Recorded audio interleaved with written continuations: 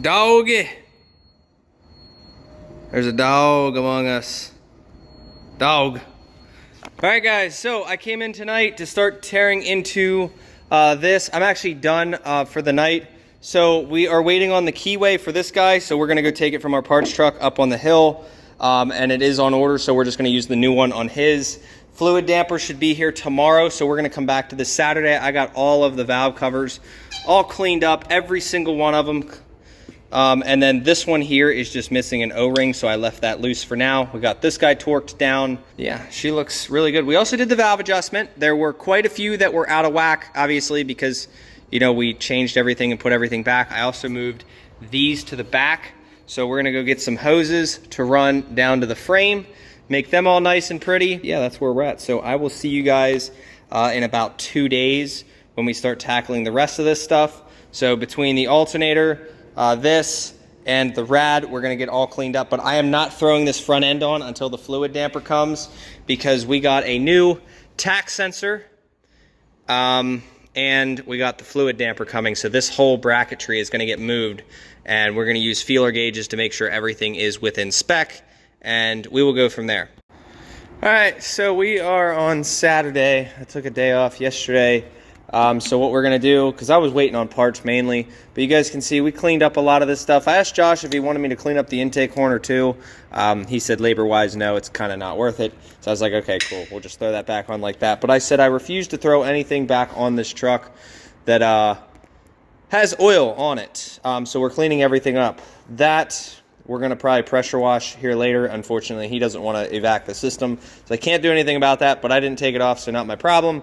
If you guys don't know, Josh had a crank sensor go out, something that I've never touched, and he replaced the crank sensor with one from Gino's. That crank sensor went down the road, so he went and grabbed the one off the parts truck up on the hill, his backup truck, that also failed.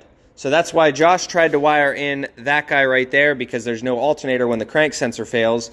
And you guys can see, I'm wondering if this damper here, you guys can see how some of the paint and all that's like chewed off.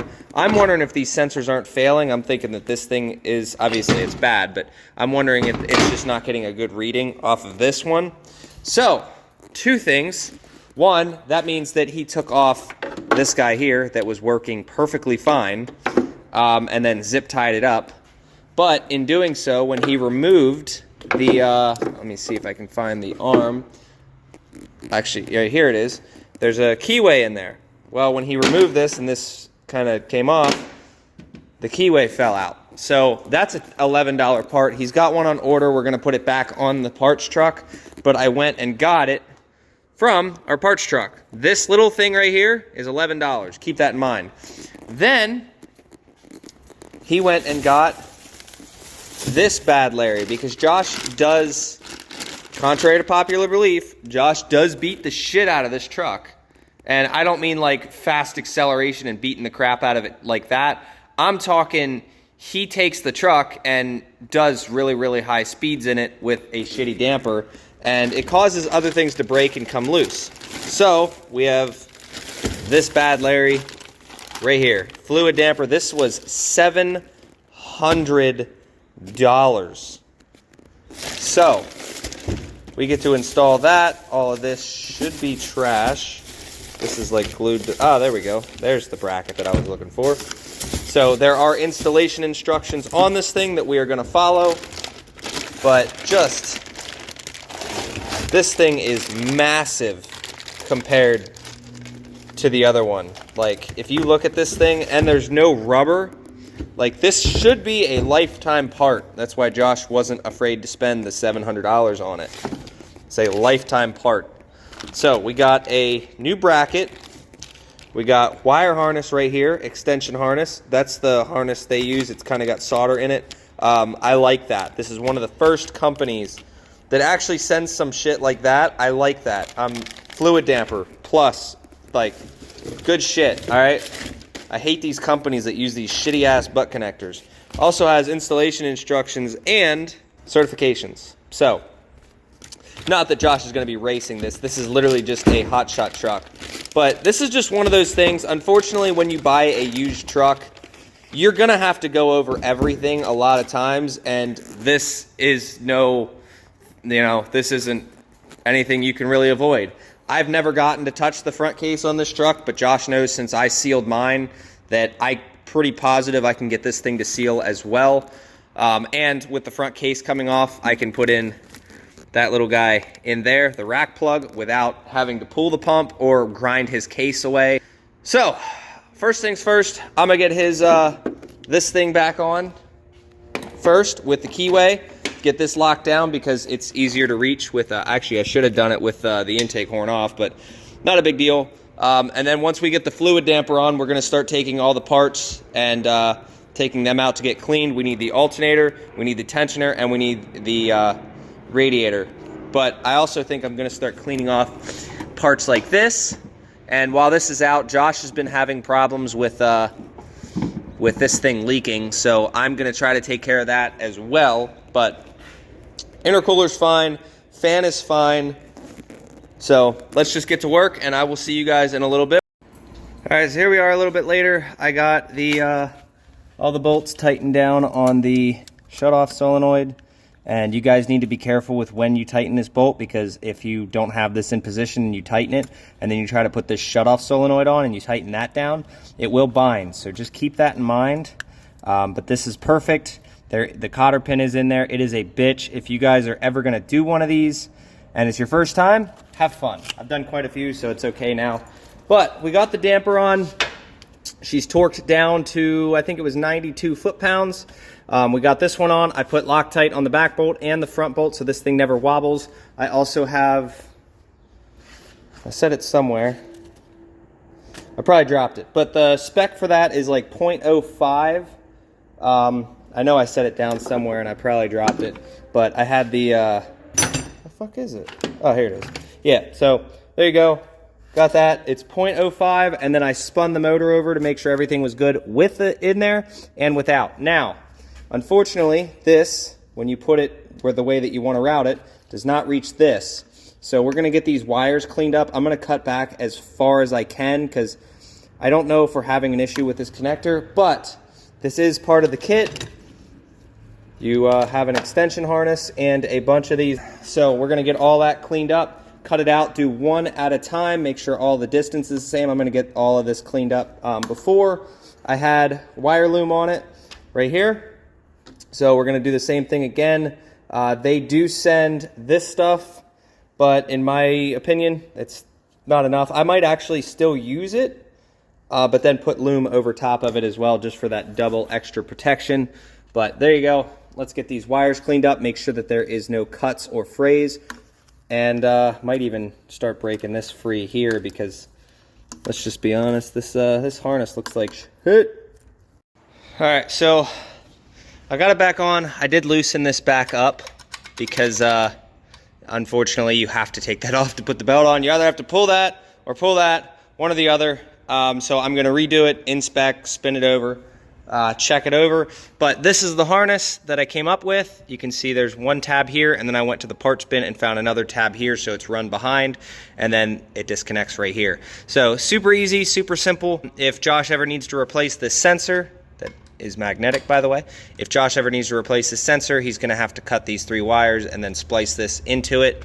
I did leave, there's plenty of leeway here, like you could move this to the other side and probably get another 2 inches out of it if you ever need to replace it. But this is a quality sensor. I think he spent like 200 bucks on that, plus the damper. So about, let's just call it like 850, 900 bucks just right here in parts. But we're done with everything I can do until we clean stuff up. So what we're gonna do, doggy, got our little couch thing going on, but we're gonna take the rad, the alternator, this guy here, the tensioner, the fan, the bottle for the windshield wiper fluid, the coolant bottle, and the fan shroud. We're gonna go get all this stuff cleaned up. So we're gonna go take a trip right now. And look, she looks so happy. You ready to go? You ready to go, bubbies? Oh, she's excited. Look at her. So I'm gonna take her up as well, but I'll just leave the shop open because it's not like I'm gonna be gone long. So go get this stuff cleaned up. I got a bunch of Purple Power degreaser right here, and we'll get all this cleaned out because this rad is clogged on the other side. So that damper definitely took a good amount of time wiring in and doing. Not really a big deal though. So everything's all nice and secure. I did retorque the sensor to factory spec, spun the motor over a little bit, and we should be all right. It looks pretty decent. It's within spec, so like I said, 0.05 is what it is, or 5 thou, whatever. Josh has the absolute thickest fucking belt I have ever seen on one of these trucks. Realistically, once I found out that it was that thick and I started messing with it and he said it was a pain in the ass, it took me probably about 45 seconds to get this whole conglomeration on. I am going to loosen this up and kind of smidgen this back a little bit, but just getting that last outer lip on here, what I'll do is I'll pull it the whole way out, hold it here, and then I'll take from here and slowly pull up until it's behind the tensioner, and the alternator is the last thing that I put that belt around if you want this thing to be as easy as physically possible. Unfortunately, you do have to remove either the crank pulley or the sensor in order to put this around it, and then it has to come up over the fan as well. So you're kind of going around both of these, down under, up over, and this one does have AC. So we're going to start throwing everything back together. I got to throw that intercooler pipe, but I'll wait until we're going to put the shroud on first, then we're going to pop the intercooler in, and then we're going to do the radiator, because the radiator will slide down and over. If you wait and try to do the intercooler last, you're not going to get it. This thing here, you can see it hugs, so the radiator has to come up and over, and that also means that you can't do that with the shroud or the fan on. You have to move the shroud back. So slow and steady. I didn't get the part 100% perfect. You can see the alternator I did try to clean up as best as possible, as well as this tensioner, but I'm going to be cleaning things the rest of the way as I do this. So there is the shroud there. Here is the radiator. This thing, night and day difference. He should have no cooling issues after this, but you guys can see a little bit of oil on there, so I'm going to wipe them down with a rag, and yeah. So let's get back to work, and I'll show you guys. Josh got the drive shaft out for me last night, by the way. So I'm going to do all that. At the very end, he wants me, as a safe way, just in case this sensor ever goes out again, he wants me to wire this up to be on a switch. And I actually think that I have a harness sitting aside for this thing. I actually have one that I've already wired up. So I might just install that one kind of like off to the side, just as a fail-safe. If he ever loses the crank sensor again and wants me to replace it or still wants to drive, he doesn't need the tack. So the only thing is he just won't have AC, but that's not a big deal. I'm not going to wire in a rigged AC system for him. So if he ever loses it again, it is what it is. But I really do feel like that old damper, like, because I have a used one here too, and it's like, I really feel like that was the problem as to why it's not working. But new, good quality sensor, good quality parts. So like I was saying, if you want to save yourself some time, put those pipes back in. Put those pipes back in, both sides. Get the intercooler and the AC condenser all in. Slap in the piece over there, the shroud, and leave the bolts out, then drop the rad in, and it makes it so much easier. And then you can start doing one side and the other side, dropping the... All right, so Josh has said that this has been leaking somewhere, right? So I started cleaning it up and, you know, checking all the seals. Everything seemed all right. And then if you guys look right there, I know the camera probably won't focus on it, but there's a leak right here. So if I take this thing, oh, it's going to be hard to do one-handed because, oh yeah, I'm not going to be able to do that because I got to cap this off. But when I cap it off and turn it over on this side, there is a hole right there. So I'm just going to have him order a new one. Not really a big deal. Just get it in, get it done. No, we're not going to JB weld it. The only downside of that is while we're waiting on one, I can't put this hose back on. So I'll probably just set it aside, get this whole thing back in and on. But yeah, I can't put this hose on because this has to slide down in there. So we'll work on the coolant side now, get that back on, and then next step. So I want to get this thing 99% complete today. Bumper back on, everything back on, all the pipes, the intercooler pipes are back on, everything is good there. So that's about where we're at. Don't remember what this plug was for down here. I got to figure that out. But besides that, we're good. All right, just going together pretty good. So this is a shit design by Dodge. This is another reason I hate second gens. I absolutely hate these second gens. I do. Josh is the reason I end up buying them. But, so you see this whole nice little long tube thing that goes down here? Well, I dropped one of the bolts, right? So I had one in the pile, so I ended up just replacing it, the one that you can't see. Josh will see this video and he'll know. But it's such a shit design that that bolt went down into the tube when this was off. It's just an open hole, and that bolt is like chilling down in here somewhere. And yeah, good luck grabbing that unless you got like a fucking at least 3 foot long magnet. I have a magnet here somewhere, but it broke. So I am also working on rerouting this guy here. I have those cool little zip ties that you can plug into like something. So same thing we did up there, but a little bit better. We're doing that with the grid heater cord, or the block heater cord, because it just keeps falling down. And then he's going to replace this condenser down the road. And when we do the condenser, we'll probably spray out the intercooler as well. But rad is perfect now. I got this guy back in, but this guy we're going to have to wait on. I'm not going to fill the cooling system until he gets me a new one, or we end up going up to the parts truck and grabbing it off of that one. I'm pretty sure it's the same one. If it is, I'll ask him about it tonight. If I get this whole front end on and there's nothing left to do after we throw the bumper on and route this guy, I'll probably end up just going up and grabbing it myself. But besides that, hose is on the bottom. This guy's here. I wiped this down as best as I could. Unfortunately, it's Josh, so he's just going to get oil back all over it. I got to get the this guy back in. And one reason I don't like to have a lot of people around when I'm working, this thing had all the bolts in it and nuts. So I moved the 2 nuts for the bottom up here, and all the bolts went missing. So I got to go through and find them. But I know it wasn't me, but I feel like with Josh walking through here, it probably got kicked at one point or another. So once this whole thing is cleaned up, front end is done, I am going to then clean up the entire shop, clean up this work area back here, and start over with tools. And then we can start working on pulling the transmission. And this time we're going to be doing the rear main the correct way, basically pulling the housing off, Scotch-Briting the crank to make sure it's nice and clean, and then throwing the new stuff in, as opposed to, I think Josh did say we did the rear main in this at one point, but I think we just did it where we just pulled the old one out and slapped the new one in. I vaguely remember it. So that's probably why the thing is leaking. That's a surefire way to have it leak. Realistically, you want to clean the crank off.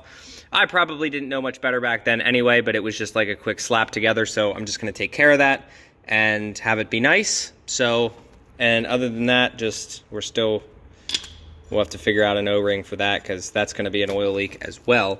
And between that and these hoses, those will be the last 2 things. I might actually just be able to go grab a bolt out of the parts truck up there. And then, I didn't even think about it. Our parts stores are closed today. I was supposed to go get an oil pan gasket, and I didn't do that. So we will probably have to do that Monday. All right, so we are officially done. I did go through and do a couple of extra things just to make sure everything was good. Like getting the loom and the nuts. I had to go find bolts, but I found nuts for the wire that goes across. This was off our parts truck. Unfortunately, when you buy a new rad, they don't have the nuts and all that shit. There's technically 4 of them, but this kind of like evens it out. I could have done one here and one here, but it's one of those. Just did 3. But it looks a hell of a lot better. We got these pounded down. Everything, I'm pretty sure I tightened everything. Yeah. So everything's tight. And then this side of the engine is done, minus oil pan.